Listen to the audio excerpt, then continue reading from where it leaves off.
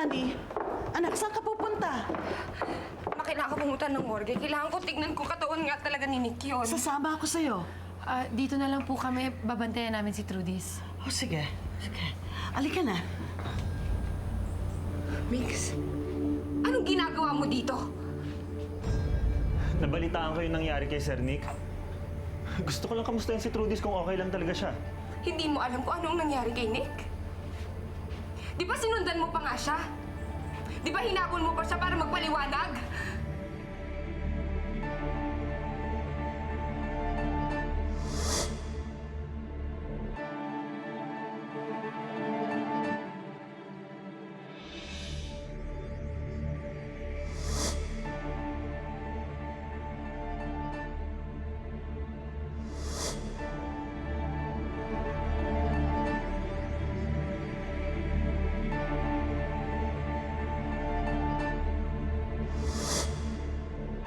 Chief, maaari kayang foul play ang nangyari at hindi aksidente ang pagkamatay ni Nick?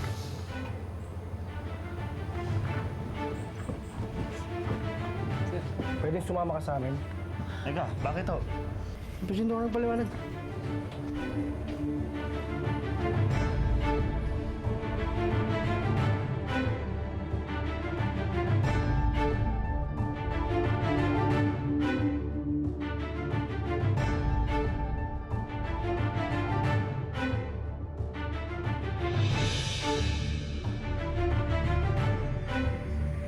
Oo nga.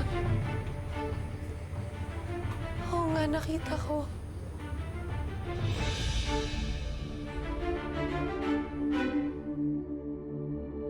Nabanggit mo sa akin na sinusundan mo si Mr. Ferrer. Oo. Bakit mo naman sinusundan? Gusto ko lang ho sanang magpaliwanag. Magpaliwanag? Tungkol saan? Tungkol ho dun sa binibintang niya ho sa akin. Ibinibintang. Pwede bang ipaliwanag mo sa akin kung ano yung ibinibintang niya sa'yo?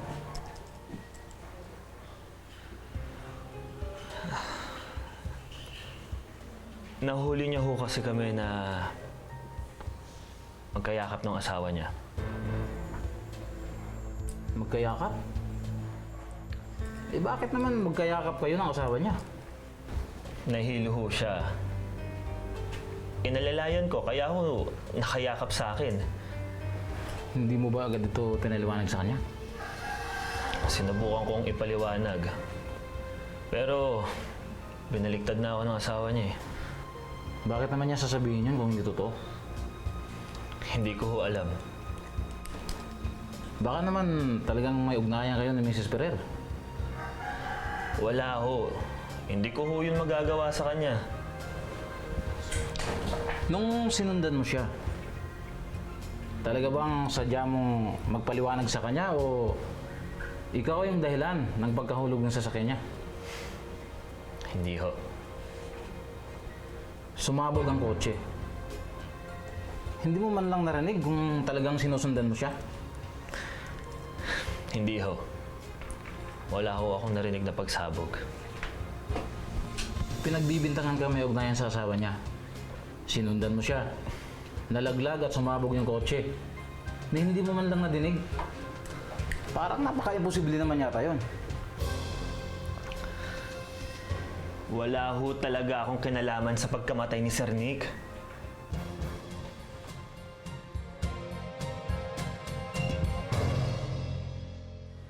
Ma'am, pwede po bang paki-identify ang katawan ng asawa niyo? Sige. Sige.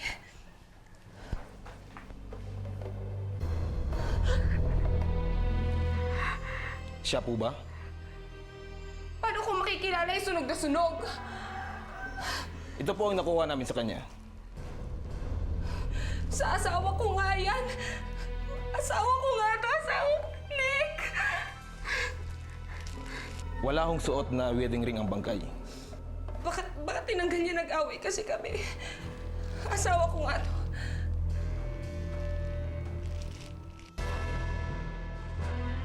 Trudis, kain ka na. Di ba paborito mo yung spaghetti?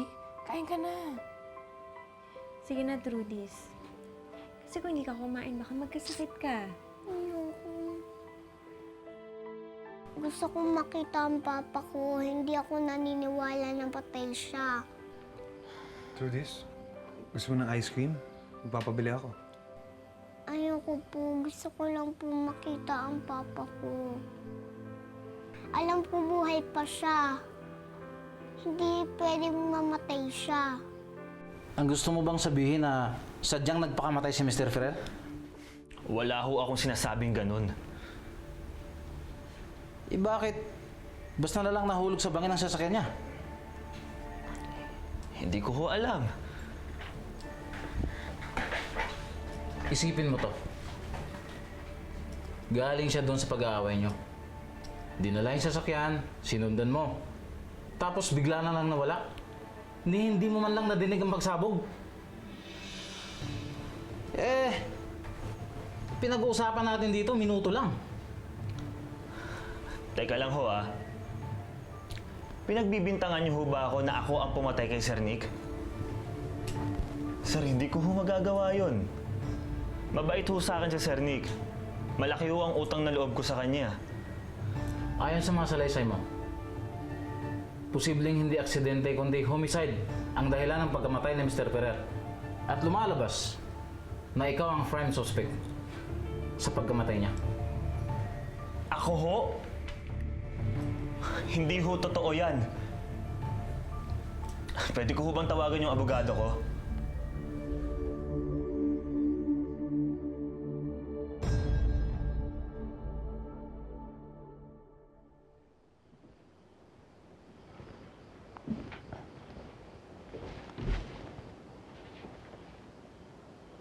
Buti naman nakatulog na siya.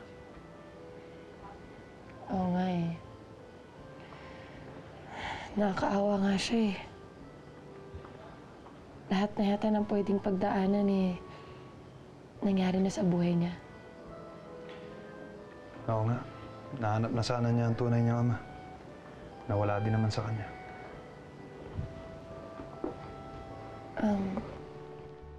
Ronnie, Ano yan? may gusto lang sana akong itanong.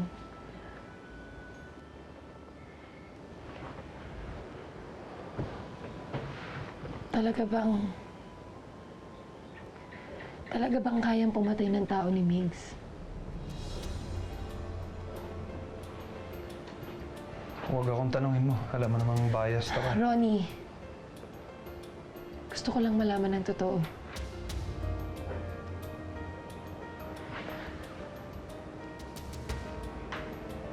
Hindi, kalimutan mo na lang na tinanong ko pa. Ba't ko pa kailangan tanungin kung yun naman talaga yung naglalaro sa isip ko?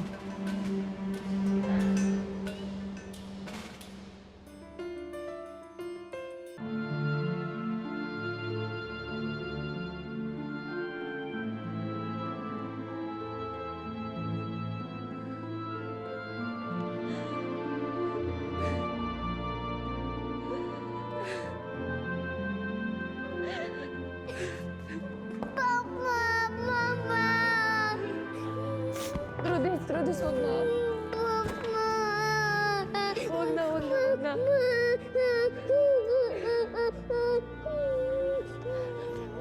Trudis! Bakit mo na dong gusto ko mong pakita Mama? Hindi pwede, Trudis, wag ka.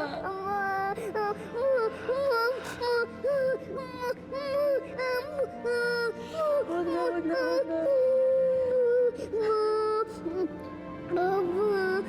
Trudis, nasunog ang papa ko. Hindi mo na siya makikilala. Paano po kung hindi mapa yan? Paano po kung iba tao yan? Trudis, ang ibig sabihin ni Mama Honey, mas mabuti nang maalala mo ang papanik mo na nakangiti. Masaya. Bawal po mamatay ang papa ko. Sabi niya lang niya over.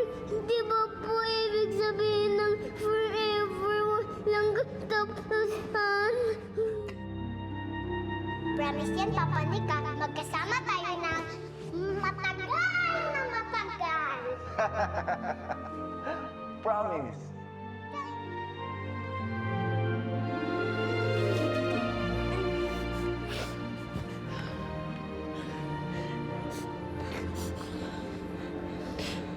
Trudis, ang ibig sabihin nun, kahit wala na ang papa mo, mahal na mahal ka pa rin niya. At mamahalin ka pa rin niya habang buhay, kahit na wala na siya.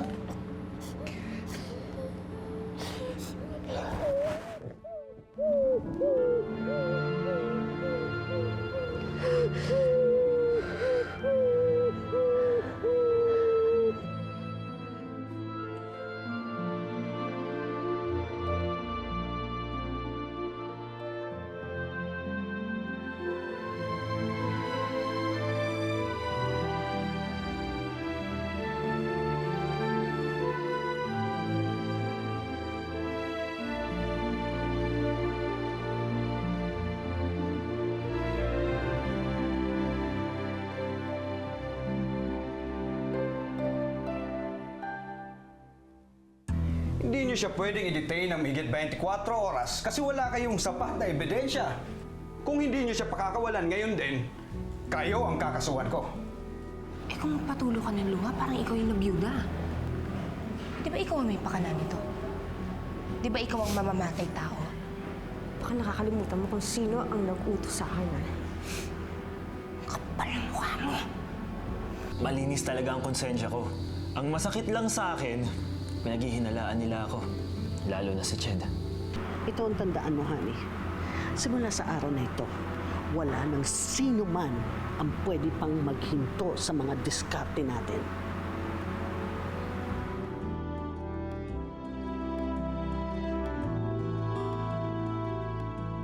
Sana nga totoo na buhay pa si Papa Nick. Pero hindi na eh. Wala na siya. Kailangan mong tanggapin yun, ha?